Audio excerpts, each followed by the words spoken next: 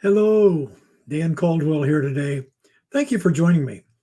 Uh, Today, I'd like to talk about something that we all experience, maybe experiencing it right now because of the coronavirus and everything that's going on in our world.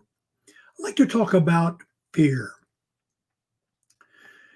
Fear is defined as an unpleasant emotion caused by the belief that someone or something is dangerous or likely to cause pain or is an imminent threat.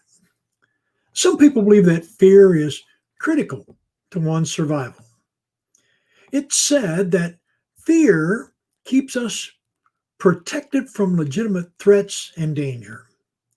May I suggest that if we only had life threatening fears, this would be a difficult world to live in and would certainly be a different world that we live in. Instead, we have additional irrational fears, don't we? Based on traumas or bad experiences, or too often those fears handed down from ill advised relatives or so called friends. Look at your fears for a moment. Then take a quick inventory in your head, of course, of what you're afraid of. Heights is usually at the top of the list, and that really is a legitimate fear for many of us. Although some will take this to an extreme, there's a real danger and a real danger element, if you please, in falling. What else makes your list of fears? Wild animals, spiders, rejection, pain, flying, swimming, the biggest public speaking, relationships, people, maybe the color red. Fears are thoughts that we create based on experiences either that we've had or others have had and have been imprinted onto our minds. These fears are created and perpetuated and held in our minds, sometimes even becoming so intense that we develop anxieties and find our fears crippling our progress in our process. By giving in and accepting our fears, we cannot move beyond them or past them, and we certainly cannot grow. We are stopped, if you please, in our tracks because of our fears. For example, fear of failure is common, isn't it? At least in varying degrees with many different people. It keeps people from progressing into their careers at a deeper depth or a wider berth. How about our relationships, our commitments?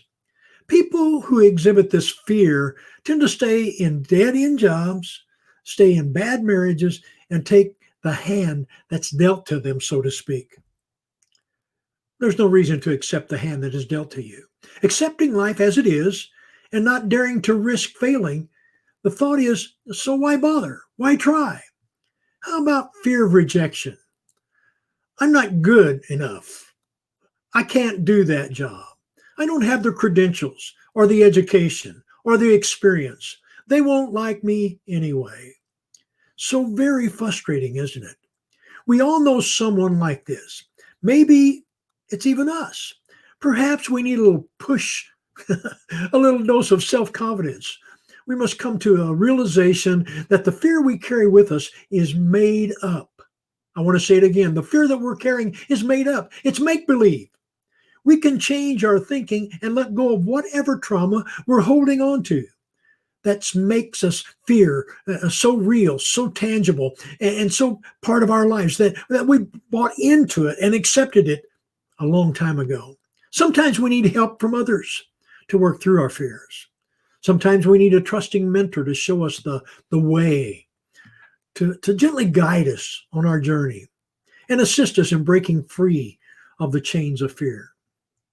Going back to my opening comment, please note that fear is an emotion and we can control our emotions. The way you do that is by replacing it with a different, stronger emotion. Now, because I'm a person of faith, I choose to use faith. And over decades of experience being a person of faith, things begin to line up. Through life's ups and downs, I've learned to trust my faith in the Lord. Replace your fear, and the acrostic for fear is false evidence appearing real, with faith. Please don't miss my message today. Replace your fear with faith. This one step will accelerate your personal growth and move you toward another emotional situation and another emotion called love. And once we learn to love deeply, fear is automatically replaced by love. And you see, love is that stronger emotion. So replace your fear with the stronger emotion of love. Until the next time, this is Dan Caldwell saying, God bless and keep the fire burning.